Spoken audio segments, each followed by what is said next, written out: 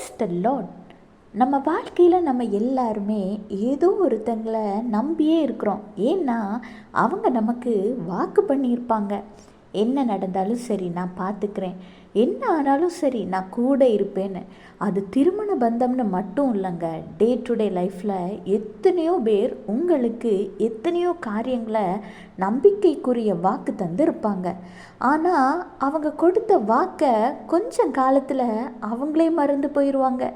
அவங்கக்கிட்ட நீங்கள் அதை போய் கேட்டால் கூட நான் எப்போ அப்படி சொன்னேன் அப்படின்னு திரும்ப தைரியமாக பேசிடுவாங்க. ஆனால் இன்றைக்கு நீங்கள் அந்த மாதிரி ஏதோ ஒருவர் உங்களுக்கு வாக்கு தந்து அந்த வாக்கை மீறின காரணத்தினால் மிகவும் சோர்ந்து போய் மனம் உடைந்து போயிருக்கீங்களா? இன்றைக்கு நேற்றும் இன்றும் என்றும் மாறாதவராகிய பொய்க்கு எதிர்த்து நிற்கக்கூடிய ஆண்டவராகிய இயேசு கிறிஸ்து உங்களுக்கு ஒரு வாக்கு தருகிறார். என்னன்னு கேட்போமா?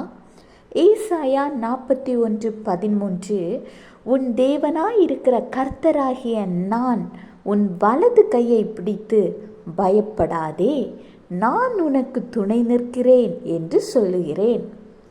இத்தனை நாட்கள் மனிதன் உங்களை கைவிட்டுட்டாங்களே அப்படின்னு கலங்கி கொண்டிருந்தீங்க.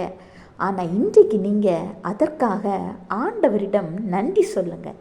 ஏனெனில் அந்த மனிதன் உங்களை கைவிட்ட காரணத்தினால்தான் இன்று சர்வ லோகத்தையும் படைத்த ஆண்டவராய் இயேசு கிறிஸ்து இன்று உங்களை பார்த்து நீ கவலைப்படாதே என உங்கள் வலக்கையை பிடித்து பயப்படாதே அப்படின்னு சொல்கிறாரு.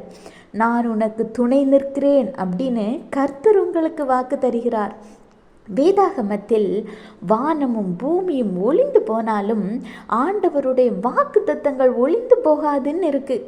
இன்றைக்கு நீங்கள் முழுவதுமாக ஆண்டவராகிய இயேசு கிறிஸ்துவை உங்கள் சொந்த இரட்சகராக ஏற்றுக்கொண்டு நேசிங்க. அவர் மீது விசுவாசம் வைங்க, அவர் மீது நம்பிக்கை வைங்க. உங்கள் வாழ்க்கையில் மனிதர்களை நம்புவதை விட்டுருங்க. ஆண்டவருடைய கையை பற்றி கொள்ளுங்க. உங்கள் வாழ்க்கையில் பெரிய மாற்றத்தை காண்பீங்க. கர்த்தர் உங்களையும் உங்கள் குடும்பத்தையும் ஆசீர்வதிப்பார். Have a blessed day. Jesus bless you.